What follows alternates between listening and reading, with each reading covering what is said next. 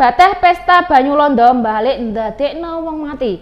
Telung wong miyang nok Kabupaten Tuban tega ngantemi tanggane dhewe sampai mati. Aksi kuwi dilakoni pelaku pas kondisine separo kopling alias mendem. Sakbare pesta banyu londo nok nggone warung. Korban mati sakbare bolak-balik kenek jotosan nok siseh dodo karo sirahe.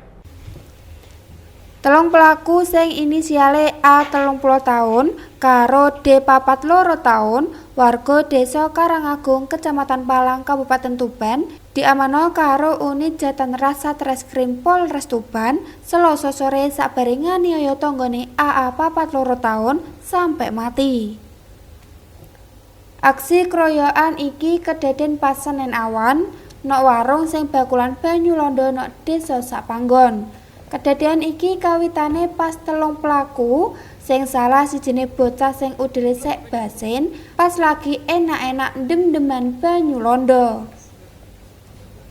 Sabare kuwi korban sing kena pengaruh alkohol alias separo kompleng alias mendem moro-moro nyekel klambine salah sijine pelaku.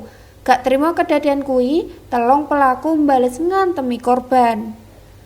Korban into anteman nok sisih dodo karo sirah, sampai korban mati ngletak nok panggon warung sing dodolan banyu londo. Sabare ngantemi korban, pelaku malah ngeterno korban nok omahe.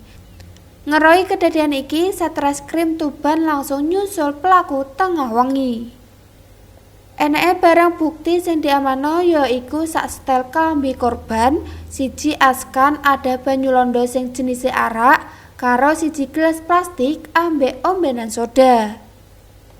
Teko kelakuane, pelaku dikenai pasal 170 KUHP sing ancemane maksimal 7 tahun penjara. Siki Muhammad, JTV.